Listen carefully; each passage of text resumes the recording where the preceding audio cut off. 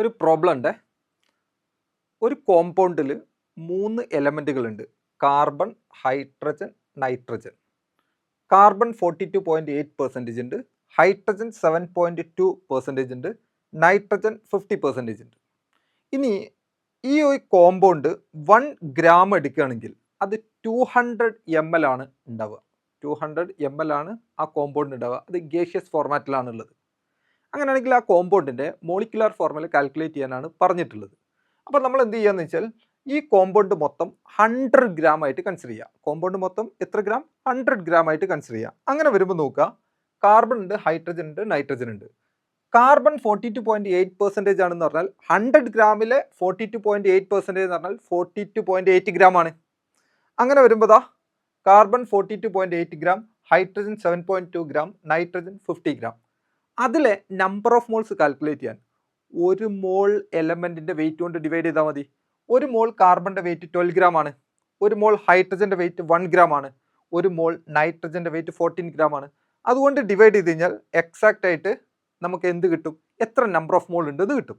അപ്പോൾ കാർബൺ 3.56 മോൾ ഉണ്ട്, ഹൈഡ്രജൻ 7.2 മോൾ ഉണ്ട്, നൈട്രജൻ 3.57 മോൾ ഉണ്ട്. ക്ലിയർ? ഇനി അതിനെ ഈ ഫ്രാക്ഷൻസ് ഒഴിവാക്കാൻ അതിലെ ഏറ്റവും ചെറിയ നമ്പർ കൊണ്ട് ഡിവൈഡ് ചെയ്യുകയാണെന്നുണ്ടെങ്കിൽ നമുക്ക് 1:2:1 എന്ന് കിട്ടും. അപ്പോൾ കാർബൺ 1 ആണ്, ഹൈഡ്രജൻ 2 ആണ്, നൈട്രജൻ 1 ആണ്. Is clear? CH2n. ഇതാണ് അതിൻ്റെ എംപിരിക്കൽ ഫോർമുല. ഇനി നമുക്ക് അതിൻ്റെ എന്ത് കാൽക്കുലേറ്റ് ചെയ്യണം? Molecular formula. Empirical formula into n ആണ് എന്തെന്ന് പറഞ്ഞാൽ മോളിക്കുലാർ ഫോർമുല. അത് കിട്ടാൻ 200 ml 1 ഗ്രാം ആണ്. അങ്ങനെയാണെങ്കിൽ 22.400 ml എന്ന് പറയുന്നത് 1 മോളാണ്.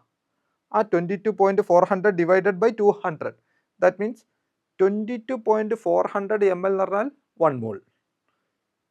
200 ml എന്ന് പറഞ്ഞു കഴിഞ്ഞാൽ 1 ഗ്രാം ആണെന്ന് പറയുന്നുണ്ട്.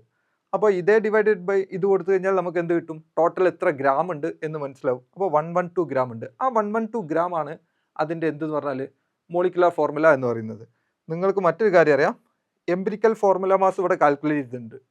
Molecular formula mass divided by empirical formula mass ആണ് n. അപ്പോൾ 112 ഡിവൈഡഡ് ബൈ 28 അത് എത്ര ഉണ്ടാവും? 4 ഉണ്ടാവും.